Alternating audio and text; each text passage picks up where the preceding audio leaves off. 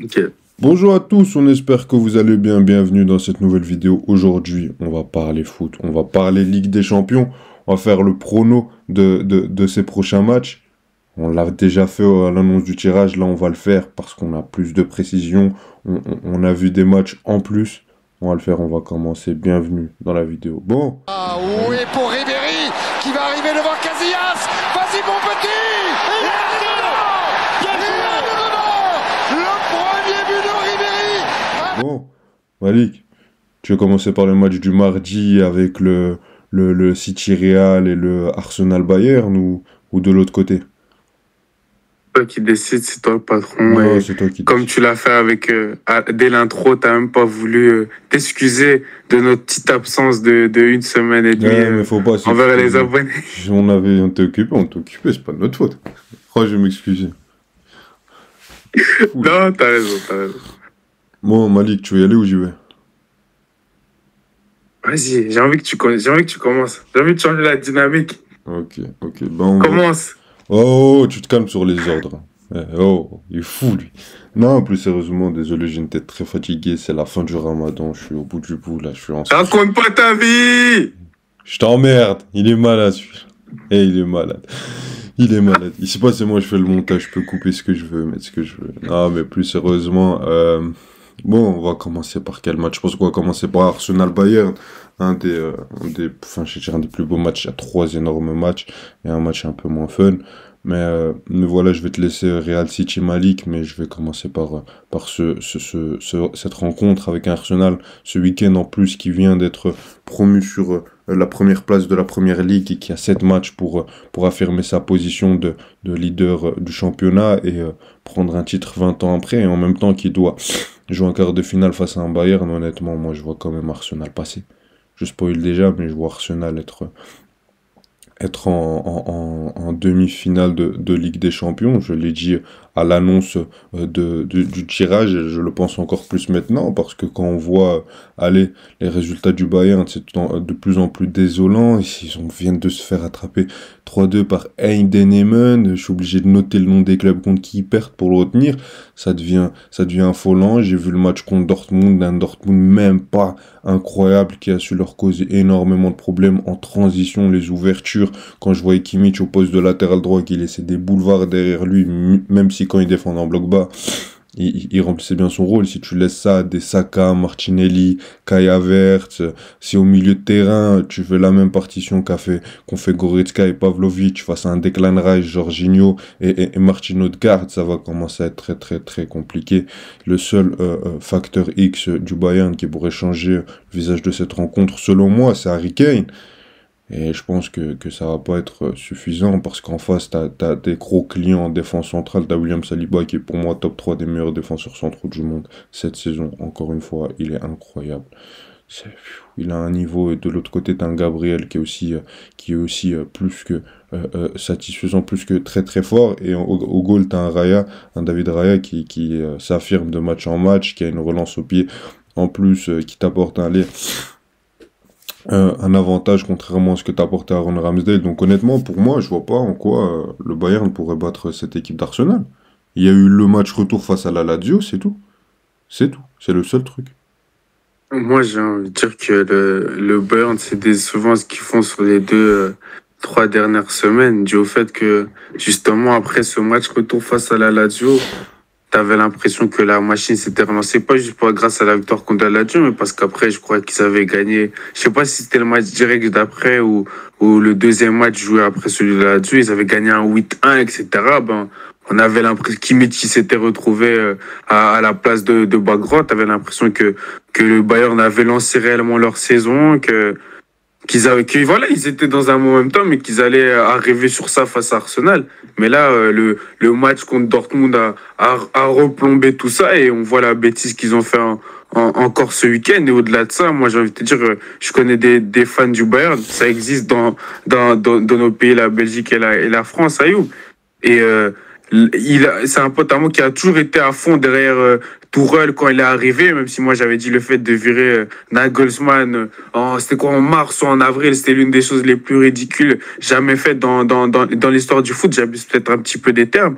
mais Tourelle n'a absolument rien apporté, rien changé de plus par rapport à Nagelsmann. Et quand il tient des discours en disant que le championnat est fini, au Bayern Munich, même si peut-être que c'est vrai, mais au Bayern Munich, dire ça, alors qu'il reste quoi? Il restait encore 6-7 matchs à ce moment-là, c'est absolument une honte et c'est certain qu'il sera plus là à la fin de la saison, même si lui-même avait dit qu'il partira, Je te l'avais qu'il dit depuis partira en décembre, juin. Malik. Hein. T'as dit quoi?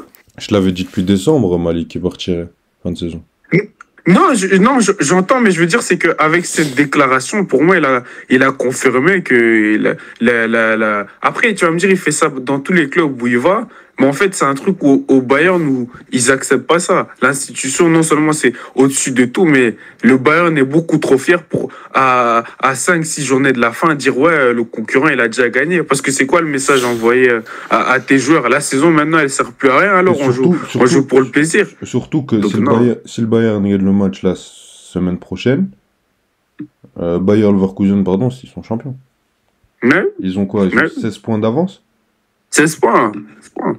Non, clairement. Franchement, c'est décevant ce que font le Bayern. Et même moi, je vois Arsenal gagner parce que ils doivent gagner parce que c'est la meilleure équipe cette saison. C'est l'équipe la plus en forme, pas depuis cette saison, mais depuis 2 saisons. Et la seule raison pour laquelle le Bayern gagnait, c'est parce que c'est la Ligue des Champions et que, voilà, ils ont carrément plus d'espérance qu'Arsenal à ce niveau-là. Mais même dans ce cas-là, ce serait pas acceptable pour moi de la part d'Arsenal de perdre. Je suis désolé.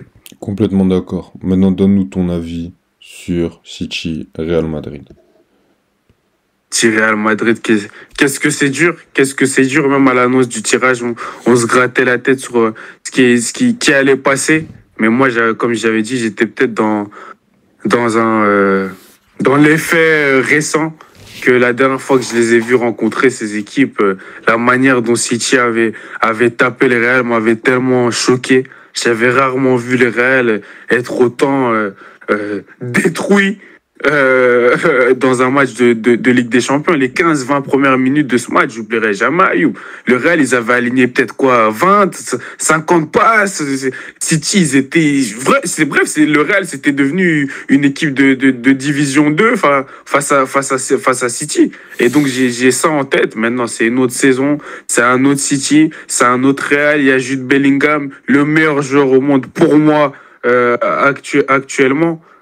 Donc... moi, je pense quand même que City va passer, Ayoub. City va passer parce que je pense que c'est peut-être pas la meilleure équipe parce que si tu regardes les grosses confrontations, et ça c'est beaucoup ton argument cette saison, les grosses confrontations en Première Ligue, City n'a pas réussi à prendre énormément de points. Mais c'est peut-être vrai, mais je trouve qu'ils ont plus ce blocage de la Ligue des Champions maintenant. Ils ont plus ce complexe de la Ligue des Champions. Ils ont ce truc où on les a déjà sortis. Tu vas me dire le Real aussi, mais bon, c'était quand même il y a 2 ans.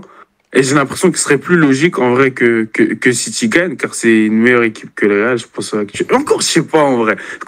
Désolé si je suis un peu brouillon dans mes mots, mais parce que ce match, je suis vraiment mitigé par rapport à l'issue de cette rencontre. Voir le Real sortir, ce serait pas du tout une honte. Et je pense que le gagnant de ce match est déjà en finale. Le gagnant de ce match sortira, peu importe sur qui il tombera en demi, que ce soit Arsenal ou Bayern pour moi. On se calme. Mais je pense que City va passer. Non, on se calme pas. Moi, je te le dis. Moi, je te le dis que non. Moi, je te dis qu'il y a City Arsenal. Et Arsenal, ils vont taper City. Voilà. Fou, lui. Bon. Le Arsenal qui joue le bloc bas. Oui. Laisse-moi parler. City, ils ont fait 0-0. Sur une double confrontation, ils font 0-0. Arsenal, puis à l'Emirates, ils gagnent 1-0. Oui, l'Emirates, Arsenal qui est premier. Avec un Gabriel Jesus qui est dégueulasse. Et pourtant, tu m'avais dit c'était le futur numéro 9, je sais pas quoi. Il est pas bon. Oui, c'est Arsenal. Arsenal, c'est la seule équipe qu'on applaudit parce qu'ils ont joué bloc bas. Ça prouve quel genre de club c'est. Pardon. Au revoir. Pardon. Mais oui. Parce que quand ils ont fait le 0-0, on a tous applaudi. On a applaudi. Malik. La seule équipe qu'on applaudit quand elle joue bloc bas, c'est l'Atlético de Diego Simeone. Donc réinvente pas l'histoire.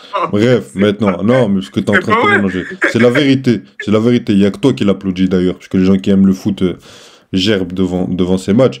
Mais plus sérieusement, sur le Real Manchester City, moi je pense que ça va être un match tellement disputé. Tu l'as dit, t'as un City cette saison sur les grands matchs qui déçoit un peu plus. Maintenant, je suis très très très partagé par rapport à ce match-là. Que va-t-il en être du résultat? il y a un match aller où, pour le Real, tu n'as ni Alaba, ni comment il s'appelle, Militao.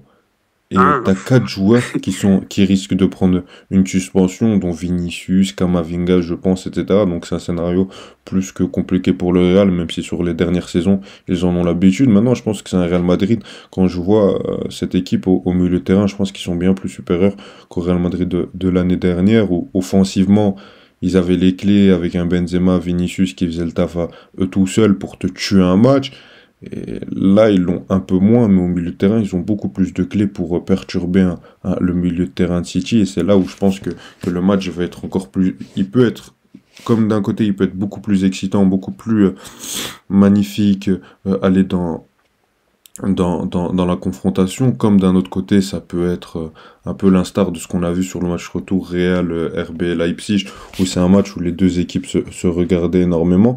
Donc moi, là-dessus, j'ai peur quant au niveau du suspense dans le match, mais je vois quand même City, je pense, battre le Real Madrid, puisque je pense que dans la bataille du milieu de terrain, même si on a un Real Madrid avec des Galactiques à ce poste-là, avec un Toni Kroos, un Jude Bellingham, etc., on a un City qui connaît son football depuis bien trop longtemps. Je pense que le Real Madrid pourront percer le milieu de terrain de City, pourront faire très mal à sa défense, mais je pense que ce sera pas suffisant. Je pense que ça peut être un bon match pour qu'Erling Haaland se réveille. On a un De Bruyne qui monte en puissance en cette fin de saison. Comment ça qu'Erling Haaland se réveille? Que Erling Haaland se réveille, puisque sur les derniers matchs, c'est un peu plus compliqué. Sur les derniers mois, c'est un peu plus compliqué par rapport à ses standards à lui. Hein. Tu vois, donc... Moi, je trouve on se fixe trop sur sa dernière saison. Oui, ben, c'est les standards qu'il nous a montré. Il nous a montré 36 buts. C'était sa première saison, Ayoub, ben justement, tu viens, tu mets le cap là. On attend que tu refasses l'exploit, Malik. Mais il a été blessé et tout. Oui, d'accord. Ronaldo, Messi, s'ils font 30 buts, on était déçus. C'est le standard que t'as affiché les grands. Donc je pense qu'il peut en tout cas faire... Et en plus même cette saison, dans les grands matchs, ça a été très décevant. Face à Arsenal 0, c'était quel match c'était quel match, le dernier match de City, où vraiment Haaland c'était pas bon. Je oublie c'était quel match. Contre Arsenal du coup. Ouais, c'était contre Arsenal, mais ouais, voilà, c'était contre Arsenal. Et je pense qu'il y avait un autre match juste avant où c'était vraiment horrible. Liverpool. Et très pauvre. Ouais, Liverpool aussi. Non. Ouais, Liverpool. Ouais. Même Liverpool, c'était très pauvre. Donc là, j'espère pour City qui se réveillera dans ce grand match-là. Et je pense que, comme tu l'as dit, le plus important, c'est le dernier facteur. C'est que maintenant, City, s'ils sont éliminés, il n'y a pas mort d'homme. Il n'y a pas mort d'homme. Avant, si City, oui, ils vont jamais la gagner. Guardiola, il s'est pas gagné de Ligue des Champions. Mourinho, il a gagné avec Porto. Non, tous ces débats-là, ils sont finis. Tout ça, c'est fini maintenant. Maintenant, si City la gagne pas, ok, la saison prochaine, ils vont la gagner. Ça reste l'une des meilleures équipes d'Europe. Et ça enlève une pression monstrueuse et on va plus parler de football sur ces 2 matchs. Et ça va changer énormément pour Manchester City. Pardon, excuse-moi de te couper. Non, mais j'ai une question, et c'est même pas sur City forcément. Si le Real sort en quart, tu serais d'accord pour la pression qui est mise sur Carlo Ancelotti de limite être remis de ses fonctions? Est-ce que c'est vraiment un échec s'il sort avec le Real en quart? Non, en fin de saison, bien sûr. Honnêtement, en 2014-2015, ils perdent contre la Juve en demi-finale.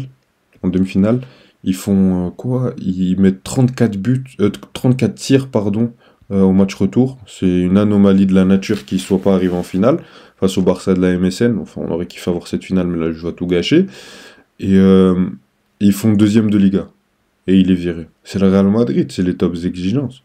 Après, maintenant, pour moi, malgré que tu as une équipe incroyable, t'es pas une équipe complète pour gagner une Ligue des Champions, puisqu'il te manque un joueur l'un des postes les plus clés pour remporter ce titre.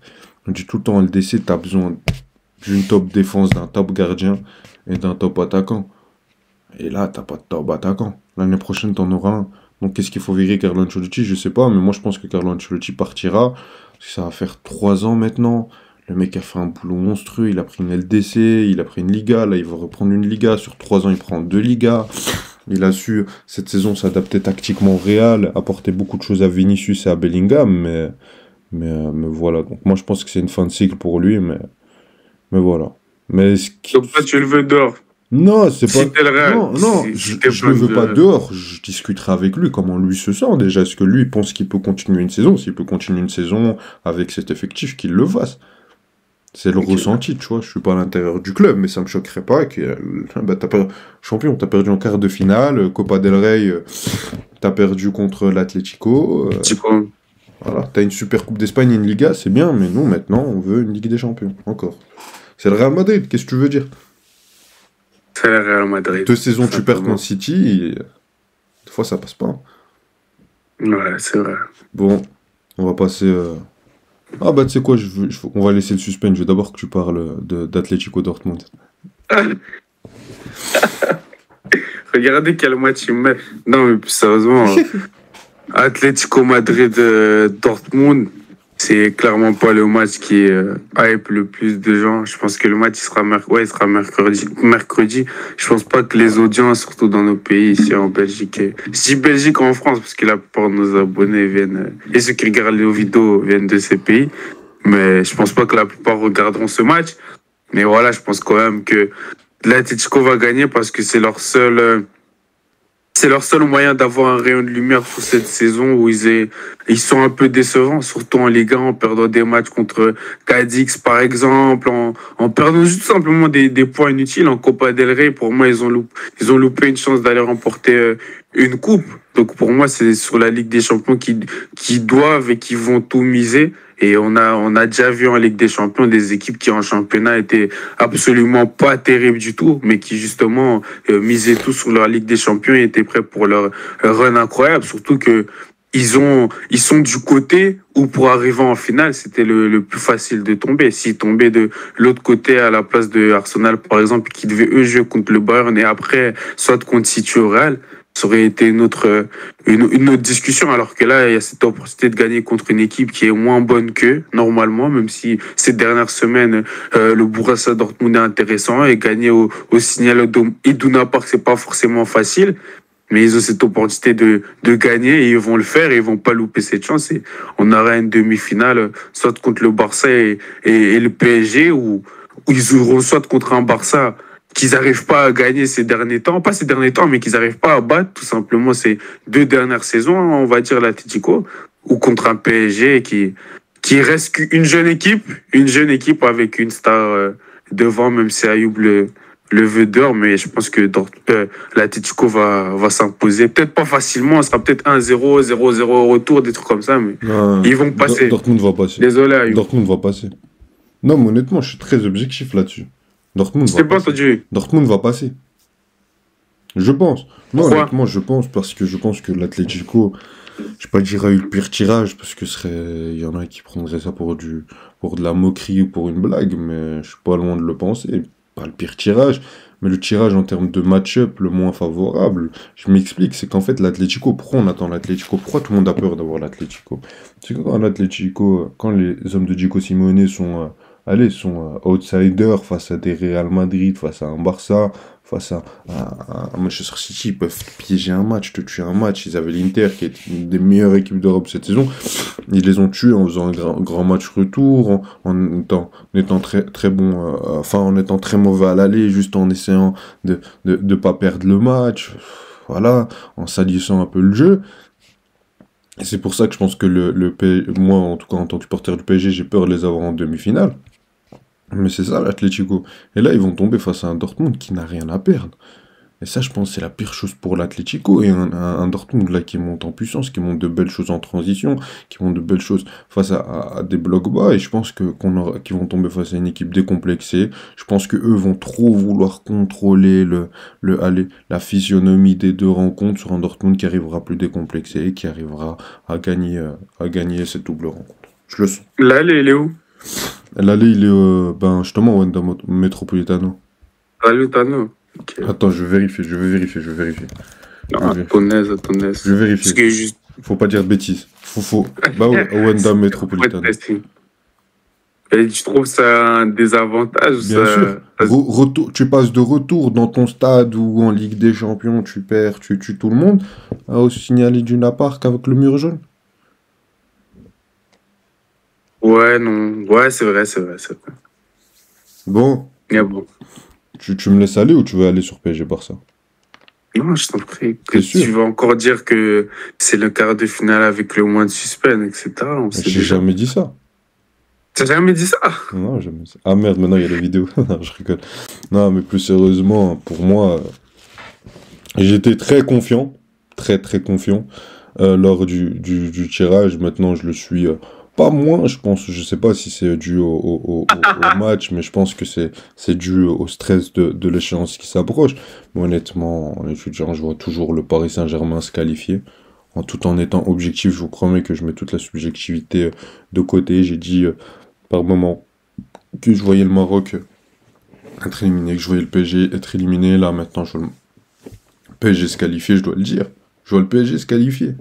Pour moi, ils vont battre cette équipe du Barça. Pour moi, quand on regarde sur les dernières rencontres, enfin sur les dernières allez, rencontres des deux équipes, le Paris Saint-Germain, c'est pas l'équipe qui m'a le plus impressionné, mais j'ai l'impression qu'il y a quelque chose, ils sont en train de se trouver. T'as un retour en force de Hakimi sur le match contre Rennes, sur le match contre Clermont, il est pas dégueulasse. Je pense que ça va être un facteur important. En défense centrale, on s'est trouvé. Skriniar, c'est pas bon, ok. On a Marquinhos, on a Beraldo qui peut faire son match, on a Lucas Hernandez et Nuno Mendes. Moi, les seules inquiétudes que j'aurais du côté Paris Saint-Germain sera en défense centrale, comme on a une défense à 3 avec un Hakimi qui monte, une défense à 3 avec Nuno Mendes en axe gauche, alors que le mec qui va venir de ce côté-là est le meilleur offensif, ou le meilleur créateur de cette équipe du Barça, qui est Lamine Yamal. Un Nuno Mendes qui n'a toujours pas retrouvé son meilleur niveau en tant que défenseur central gauche, ça m'inquiète. Je préférais voir un Lucas Hernandez à ce poste-là, mais le problème c'est que dans l'axe, t'as un Skriniar qui ne rend pas satisfaction, et Danilo Pereira, c'est moins bon que la saison En dernière. soi, la compo, elle est pas faite, Ayoub. Peut-être qu'il va pas jouer Oui, comme mais Rennes, hein. moi je pense que c'est ça. Tu vois, je pense que ce sera ça. C'est dans les compos probables. Je vois plus Nuno Mendes démarrer que Danilo Pereira, sachant que Nuno Mendes a ce facteur où il peut monter. Tu vois, ce que Danilo Pereira ou Lucas Hernandez auraient moins la possibilité de faire. Maintenant, au milieu de terrain, je pense pas qu'intrinsèquement on a un meilleur milieu de terrain qu'eux. Je pense que Xavi, une de ses forces, c'est de bricoler avec des joueurs qui ne sont pas des cadres, et plutôt que de faire des bonnes choses avec des très bons joueurs. Mais maintenant, je pense que sur une double confrontation, un coach qui peut te poser des problèmes tactiquement en te préparant quelque chose, je pense que là-dessus, Luis Enrique est un bien meilleur coach que les Xavi. Donc je pense que là-dessus, au milieu de terrain, on gagnera la bataille. Et tout simplement, offensivement, on a un mec qui depuis 2020-2021, sur tous les grands matchs, il est présent. Quasiment. Sur les huitièmes, quarts et demi-finales de Ligue des Champions. Donc, je pense que le PSG gagnera ce match 2-0 avec peut-être un peu à l'instar du match contre la Sociedad, avec un peu plus de maîtrise du ballon. Je vois pas le Barça être clinique face à nous en défense centrale. Je vois Donnarumma faire son match et je vois Mbappé planter son but, et un but peut-être de Marquinhos de la tête, ou un but de Ousmane Dembélé, ce serait assez drôle. Ou je sais pas, tu vois, ou un Gonzalo Ramos qui rentre en fin de match sur un contre, qui reçoit le ballon, qui la met, tu vois. Moi, je vois plutôt ce genre de match. Petite parenthèse, j'y serai, si Dieu le veut, bien sûr. Dites à Malik de faire un vlog. On verra ça, on verra ça. Non, mais sérieusement, pour ce chouette match, enfin, ces deux chouettes confrontations qu'on va avoir l'occasion d'avoir avec le club d'Ayoub. Tu penses toujours que vous allez gagner la LDC, Ayoub? C'est la petite parenthèse au cas où, juste pour savoir. Je nous vois en finale. Ok, tu vous vois en finale. Donc, moi, à l'annonce du tirage, d'ailleurs, on en a fait la vidéo, j'étais comme toi, enfin, j'étais pas exactement d'accord avec tous les points, encore moins dans l'aspect que c'était le quart de finale avec le moins de suspense, mais je vous voyais quand même passer. Je me disais que le Barça en Europe, ok, contre Naples, ça a été un intéressant retour, mais ces dernières années, il y a vraiment des traumatismes dans la tête de beaucoup de fans catalans et des Catalans, les joueurs eux-mêmes. Donc je les voyais perdre contre pas forcément Paris l'équipe, parce que beaucoup de joueurs de Paris, ils vont découvrir un quart de LDC en vrai, à part les Mbappé, etc. Et que justement Mbappé, comme tu l'as dit, j'avais encore les flashbacks sur Snap, Ayoub. Je pense que c'était hier, où quand il avait mis son but contre le Bayern, tu vois, son doublé contre le Bayern. Donc non, Mbappé en Ligue des Champions, ces dernières années, on va pas se mentir qu'il a toujours eu des grands moments, et on dirait qu'il veut vraiment encore avoir son impact pour ce dernier moment qui passera en Ligue des Champions. Ces derniers moments qui passeront en Ligue des Champions avec Paris, qui me faisaient dire que vous allez gagner. Mais Ayoub, moi, comme je t'avais dit même dans l'autre vidéo, je pense que le Barça a des joueurs qui connaissent mieux la Ligue des Champions que vous, à savoir un Gundogan, à savoir un Robert Lewandowski, à savoir le gardien même, si c'est peut-être pas l'argument le plus pertinent, parce qu'au final, le gardien, il arrête juste et il participe dans le jeu. C'est pas vraiment un participant dans le jeu en tant que tel de l'équipe, même si quand même dans le Barça, Ter Stegen, il a un beau jeu au pied. Donc moi, je pense que rien que cet aspect d'expérience, de gros matchs de Ligue des Champions, ça peut beaucoup aider le Barça. Et je trouve que même dans le milieu de terrain, tu disais que tu trouves pas que vous avez un meilleur milieu de terrain. Ben moi, je trouve pas du tout, en fait. Je trouve que le Barça a un meilleur milieu de terrain que vous et que, comme dans tous les matchs de foot, quand tu gagnes la bataille du milieu de terrain, il y a plus de probabilité que tu gagnes le match. Et je m'attends à, bizarrement, moi, tu me connais, Ayoub, depuis très longtemps, quand on en parlait à l'école, je te disais que Lewandowski, c'est Ghost-Dowski et j'en ai marre qu'on me dit que c'est le meilleur des neufs, je sais pas quoi. Mais bizarrement, je vous vois vous mettre une petite, parce qu'en vrai, il vous éliminera pas parce que c'est que l'aller, mais je vous vois vous mettre une petite clim des mercredis au parc, Ayoub. Je m'attends à voir Lewandowski vous mettre un doublé. Bizarrement, j'ai l'impression que au fil des semaines passent, sur les dernières semaines en Liga, que ce soit même contre l'Atlético, etc., qui commence à encore mieux comprendre comment non, même pas mieux comprendre, mais qu'il rentre vraiment dans sa saison, parce que le début de sa saison était beaucoup plus compliqué.